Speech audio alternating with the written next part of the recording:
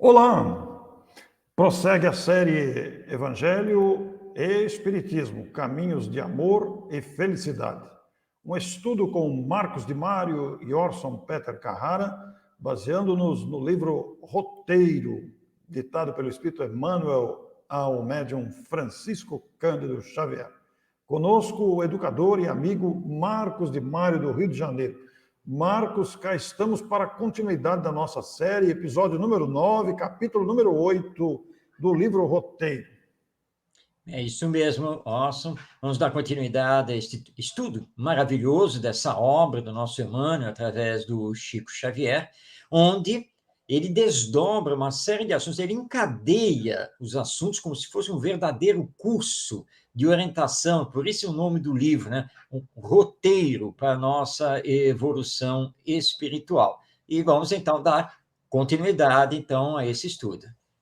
É com muita alegria que nós chegamos até você que está nos acompanhando. Os demais episódios estão disponíveis já, estamos hoje no capítulo 8, e você poderá ver a série desde o início. E ela vai ao ar toda quarta-feira, às 8 horas da manhã, por diversos canais. Daqui a pouco nós vamos postar aqui na exibição para que você tenha contato e possa acompanhar este importante trabalho de Emmanuel, aqui comentado no média de 30 minutos, por esses dois amigos do movimento espírita.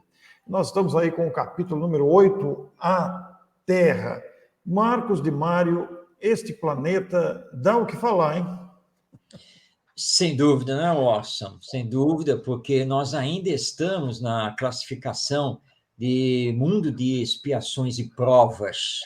E estamos aqui às voltas ainda com o egoísmo, com o orgulho e todo o leque de consequências disso. Agora também é uma escola abençoada onde estamos em aprendizado. Então, com certeza, Orson, você tem toda a razão. Nosso planeta ainda dá muito o que falar.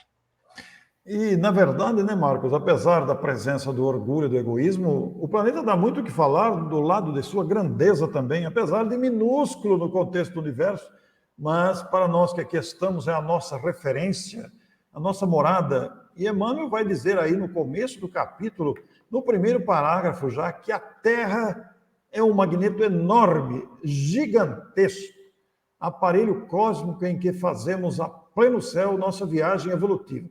O Marco, quando eu li isso aí hoje, para estudar o capítulo, né, Emmanuel classifica de um magneto enorme, mas, como eu disse aqui anteriormente, do ponto de vista do universo, é menor que um cisco, do que um grão de areia no contexto geral. Mas, para nós, ele é verdadeiramente mesmo gigantesco. Vejam como é o caráter de proporção conforme o ângulo em que se analisa uma questão, né? É verdade, Orson. Em comparação com o universo, é bem o que você disse. Nós somos um grão de areia nesse cosmos aqui em que estamos. Com relação à nossa galáxia, pelo menos não somos o menor planeta, né? Mas também não somos dos maiores, mesmo dentro da galáxia. E se você se colocar na posição de um astronauta, né, que rompeu aqui a nossa barreira e está lá olhando da sua espaçonave aqui para a Terra, você realmente fica maravilhado, porque é esse magneto gigante, é gigantesco, uma coisa assim que impressiona. Então, tudo depende do ponto de vista a qual você se coloca. Mas, com certeza, né, um planeta que tem a natureza exuberante que ele tem, que tem os seres vivos que tem, que são aos milhares, coisas que nos surpreendem, tudo muito bem encadeado. É um gigante, não deixa de ser, e que nós ainda não dominamos, nós ainda não conhecemos totalmente, e não sabemos ainda fazer como deveríamos, né, com todo o equilíbrio, a interação com ele, tanto que na nossa atualidade estamos muito discutindo isso, que é a problemática do ambiente, né, do equilíbrio do meio ambiente. E como diz aí o Emmanuel, é onde fazemos a nossa viagem evolutiva. No atual estágio espiritual em que nos encontramos, a Terra, então, para nós, é um planeta escola. É aqui que nós estamos, então, dando esse prosseguimento à nossa evolução, a essa nossa jornada.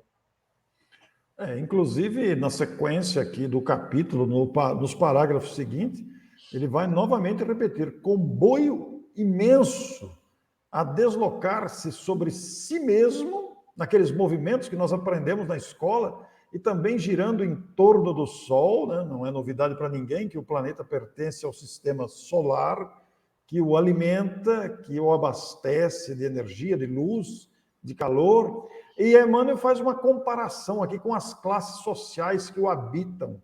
É como se fossem grandes vagões de categorias diversas. E a gente troca de lugar, Marcos. Ora, a gente está nos vagões de primeira classe, como se chamava antigamente, as instalações de luxo, e ora estamos nos bancos humildes, em carros de condição inferior. E todos nós seguindo aí nas acomodações luxuosas, mais confortáveis, menos confortáveis, alterando as experiências para fazermos os aprendizados. Aí está uma comparação referindo-se à reencarnação, que é o que nós aprendemos com tanta clareza no Espiritismo. O Emmanuel, sabe, Orson, aprendendo com Jesus, porque o Emmanuel realmente já deu demonstrações através do Chico Xavier de uma grande sabedoria em torno do Evangelho. O Emmanuel aprendeu com Jesus a usar essas comparações, essas figuras de linguagem, que Jesus foi mestre, né, a utilizar o conhecido do cotidiano para dar as suas lições. E o Emmanuel faz muito isso também. Quando ele compara aqui a reencarnação a um trem com seus vagões, é uma imagem belíssima, né? O trem em movimento, e você, então, através das encarnações, você vai alterando a sua posição. Ora, você está numa posição, socialmente falando, muito boa, para ter lá os seus aprendizados, mas depois, na outra encarnação, você pode vir numa condição de pobreza, por exemplo, então você sai da primeira classe, vai lá para a terceira classe, como eram também os navios antigamente. Né? Então, essa comparação do Emmanuel é muito justa, né? E aí vamos lembrar que também tem as estações, né? São as paradas. E nessas paradas é quando nós retornamos ao mundo espiritual, vamos nos refazer novos aprendizados, em nova encarnação, você vai para outro vagão, e assim vai indo. Por isso que nós espíritas, não é, Orson, consideramos que, acima de tudo, claro, nosso planeta tem a condição também de hospital, etc. Mas, acima de tudo, é a grande condição de ser a escola, né, do espírito, né, aqui reencarnado. Então, é uma imagem maravilhosa que o Emmanuel usa. Inclusive, nós temos uma música da MPB referindo-se aos que sobem no trem, aos que descem do trem nas estações, fazendo uma comparação também com o nascimento e a morte, aos que chegam, aos que vão, aos que permanecem na viagem por mais tempo, os que descem mais cedo. É muito interessante essas viagens de longo curso, de curto curso. Quer dizer, são situações específicas, todas elas com esse aspecto didático. Isto é admirável. E nós aprendemos isso em profundidade com o conhecimento espírita. Então, quando Emmanuel nos apresenta aqui um capítulo com esse nome, né? A Terra, capítulo 8 do livro Roteiro, nós temos um universo de considerações. Então, ele vai acrescentar, aí vou deixar para você ler, Marcos, a segunda tela da nossa sequência de ilustrações com pequenos resumos, sínteses do texto de Emmanuel referente a este capítulo número 8 do livro Roteiro. Muito bem. Então, na sequência do seu texto, nos diz aqui Emmanuel: de corpo em corpo, como quem se utiliza de variadas vestiduras, peregrina o espírito de existência em existência, buscando aquisições novas para o tesouro de amor e sabedoria que lhe constituirá divina garantia no campo da eternidade. Muito bem, essa é a imagem, né? Na verdade, é o estudo, é o princípio do Espiritismo, que é a reencarnação. Porque sem ela, a nossa vida fica, na verdade, sem explicação. E quando você coloca a reencarnação, que você tem múltiplas existências, e que essas existências são solidárias entre si, mas diferentes entre si, você compreende que isso é necessário para que você tenha todos os aprendizados que você precisa ter para, pela eternidade, como diz aí o Emmanuel, você ir, então, conquistando o amor, a sabedoria, até chegar à perfeição. E, com isso, nós entendemos que como o planeta é importante, porque é a nossa casa quando você reencarna.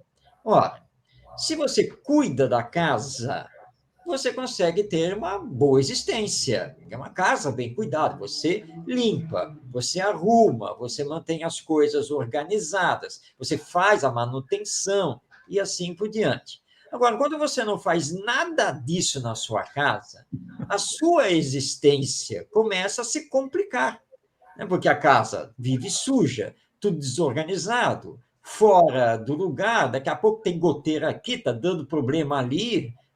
É a mesma coisa o nosso planeta, ele é a nossa casa planetária, é onde, no atual estágio evolutivo, nós temos e precisamos reencarnar. É aqui. Agora, se não cuidamos da nossa casa planetária, ou seja, poluímos, desmatamos, nos excedemos em relação à natureza, através dos supérfluos, com o tempo, a casa começa a se desarranjar, começa a dar problemas que, obviamente, vão nos atingir, como é o caso bem patente, cientificamente comprovado, embora existam os negacionistas, que é o aquecimento global, e que todos nós estamos sentindo, porque se olharmos 30, 40, 50 anos para trás, nós vamos ver a diferença. Nós já sentimos a diferença. Eu, aqui no Rio de Janeiro, você, Orson, em Matão, basta recordar lá a nossa juventude, nossa adolescência, como é que era o clima, como eram as coisas, e você, ao fazer a comparação, já percebe o quanto que mudou. Então, nós precisamos cuidar da casa planetária, o nosso planeta Terra, porque é onde nós temos que habitar através da reencarnação no atual momento. Então, a comparação também é justa, né? Da nossa casa, moradia, o lar, mas também o planeta por causa das reencarnações. O Marcos, em sua fala e no início você usou a palavra escola, que também se expande para uma oficina de aprendizado, um hospital para tratamento das mazelas, mas o Emmanuel faz interessante observação aqui sobre esses aprendizes que estão na escola, porque alguns são mais negligentes, distraídos, alguns são mais acomodados. Você se referiu aos cuidados com a casa, e nesses cuidados com a casa, nos propósitos da reencarnação, conforme aprendemos no Espiritismo, como escola de aprendizado mesmo para desenvolver o intelecto, para desenvolver a moralidade, nessas idas e vindas através da reencarnação, nós temos os aprendizes que ocupam essas ocupações da casa, da escola, né? Mas ficam numa expectativa inoperante, digamos que apenas usufruindo e gastando tempo com a ociosidade. Outros ficam apenas indagando. Agora, existem os que trabalham, os que se esforçam, e esses estão tentando aprender e estão empregando a própria vontade. Mas aquele que é distraído, acomodado, omisso, muitas vezes, não tem do que reclamar, porque verdadeiramente, como você acabou de dizer aí, nós temos que cuidar da casa em que habitamos. Esse cuidar da casa implica necessariamente em esforço diário, em trabalho ativo, em perseverança, até para estudar o aperfeiçoamento da casa, a manutenção da casa, é todo o trabalho. O que vai acabar resultando no progresso do próprio habitante e no bem-estar do habitante. Você disse das mudanças climáticas, por exemplo, mas quantos benefícios não foram alcançados nas últimas décadas por esforço de alunos que se aplicam a estudar as leis, a descobrir as suas potencialidades e desenvolvendo maquinário, eletrônica, desenvolvendo tecnologia, que nos trouxeram, inclusive, esta possibilidade que nós estamos usando agora. Isso é fruto do trabalho de muita gente que se empenha, de alunos que trabalham, digamos. Sem dúvida, Orson, porque nós precisamos focar no positivo, não resta dúvida. E nós estamos aqui na Terra para agradecer a Deus por tudo aquilo que o planeta nos dá, que é da sua obra, da sua perfeição, e também essa oportunidade que temos de fazer as coisas acontecerem, né, de fazermos a nossa própria evolução em todos os campos do conhecimento humano. E você tem razão quando você colocou, Orson, que nós, na verdade, não temos que nos queixar, a não ser de nós mesmos. Nós não temos que falar mal do planeta Terra, não temos que falar mal de Deus ou da reencarnação. Se nós temos alguma queixa para fazer, é conosco mesmo. Aqui é aquela história, é que você está fazendo uma pesquisa e você está interessado, por exemplo, em fazer determinado curso. Você localiza o curso, é onde você quer, é a escola que você quer, e você olha lá. E tem a turma que você quer, no horário que você quer, está tudo certo. E tem lá um prazo para fazer a inscrição. Como tem um prazo para fazer a inscrição e você vê que você pode fazer a inscrição ainda amanhã ou mesmo na semana que vem, apesar de você já ter visto tudo, estar com tudo em mãos, você deixa para a semana que vem. Tá?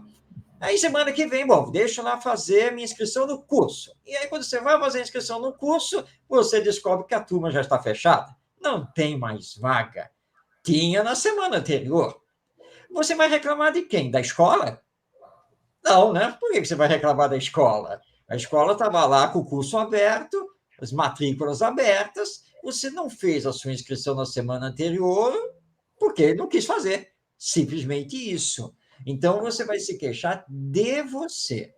Então, o planeta tem tudo. A reencarnação lhe entrega, sim, aquilo que você necessita. Agora, se você não souber utilizar todo o seu potencial, o seu querer, a sua força de vontade, se você não colocar suas energias para o campo do bem, você só tem que se queixar de si mesmo. O problema não é com Deus, não é com os espíritos. Aí também não vale aqui dizer, tá vendo? Perdi minha vaga no curso por causa dos obsessores que eu ainda tenho. Mas se você tem obsessores, lembre-se que foi você que os criou, né? Se não nesta encarnação, mas através de encarnações passadas, quando você não semeou o bem. Né? Porque o obsessor nada mais é do que aquele companheiro ou companheira que é ligado a você de vidas pretéritas. Então, nós precisamos parar de nos queixar de tudo e de todos e começar a fazer a nossa parte e ver onde eu preciso me melhorar para que o planeta me dê os recursos que estão aí e eu saiba lidar com esses recursos para a minha evolução. E aí as nossas queixas, com certeza, vão começar a diminuir. É por isso que esse livro nos empolga, né? Nós vemos um livro com o título Roteiro, encontramos um capítulo com o tema A Terra, e podemos fazer essas reflexões intensas aqui em torno da evolução, do aprimoramento, do progresso da alma em função deste interesse que a alma possa apresentar, do seu próprio aperfeiçoamento, da construção da própria harmonia, da própria felicidade. Então, Marcos, aprendemos sempre muito com o grande Emmanuel. Nós vamos projetar aqui uma nova tela agora, que está na sequência do capítulo, em que Emmanuel vai dizer, aproveitando inclusive a linha de raciocínio do Marcos, que acabou de falar, vacilamos, tateamos e experimentamos, a fim de aprender e amealhar os recursos do espírito. Compete-nos assim, tão somente, um direito, o direito de trabalhar, de servir, obedecendo às disciplinas edificantes que a sabedoria perfeita nos oferece. Olha que interessante o parágrafo começar com a palavra vacilo. O verbo vacilar, vacilamos todos nós, tateamos, estamos aprendendo a reconhecer e experimentamos nas diversas encarnações para aprender e amealhar os recursos do Espírito. Imagine o que cabe na expressão recursos do Espírito. Mas isso cabe um direito, o direito de trabalhar e servir obedecendo às disciplinas que a sabedoria oferece aos espíritos que estão nesse trânsito de aprendizado. Bom, Marcos, nós somos esses viajantes da evolução. É verdade. Agora vamos aqui reforçar o que você acabou de falar. Nós somos os viajantes, né? Não são os outros, porque às vezes nós comentamos essas lições do Emmanuel e outros espíritos, mas nos referindo aos outros, é como se nós não estivéssemos nesse contexto, quando, na verdade, somos nós. E o direito único, como diz o Emmanuel, que nos compete, é realmente trabalhar e servir. Aliás, com Jesus, nosso mestre, nós aprendemos que não existe maior glória do que servir. Servir com humildade, servir com simplicidade, se entregando ao campo da caridade. Porque nós estamos aqui para aprender. E aprender com o planeta, aprender com a reencarnação, aprender com o nosso potencial divino.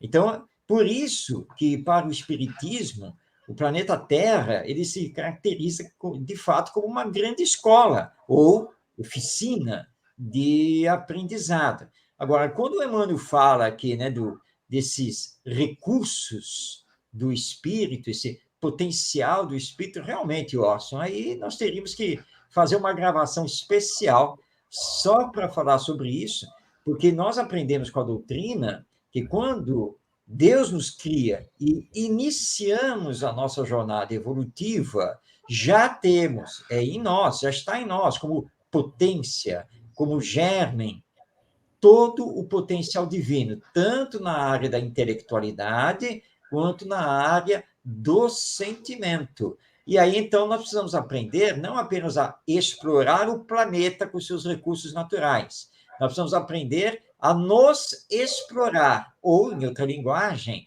a explorar o espírito com os seus recursos divinos. Nossa, isso é fantástico, não é mesmo? Eu acho isso de uma grandeza, de uma sabedoria, Marcos, que a gente fica pasmo de pensar nessas questões e as possibilidades que se abrem, né? Nós comentávamos no comentário anterior sobre essa conexão entre o nome do livro, um capítulo chamado Terra, Nossa Casa e as possibilidades que se abrem. Ora, tudo isso é fenomenal, isso demonstra a grandeza da sabedoria divina. Isso entusiasma, Marcos. Ah, sem dúvida. Por isso que a mensagem espírita, ela é uma mensagem que precisa mexer conosco. Quando você se diz, bom, eu sou um espírito imortal, ou uma alma imortal, estou aqui presentemente reencarnado, eu tenho um destino que é chegar à perfeição, e para isso eu possuo todo o ferramental, ou seja, porque tudo, na verdade, está em mim. Mas como eu sou um ser de relação e preciso viver com os outros, Deus, então, me entrega a casa planetária também com todos os recursos. Como eu costumo dizer, você não pode ficar impassível, indiferente diante disso, e usar isso apenas como teoria, e nada mais do que isso.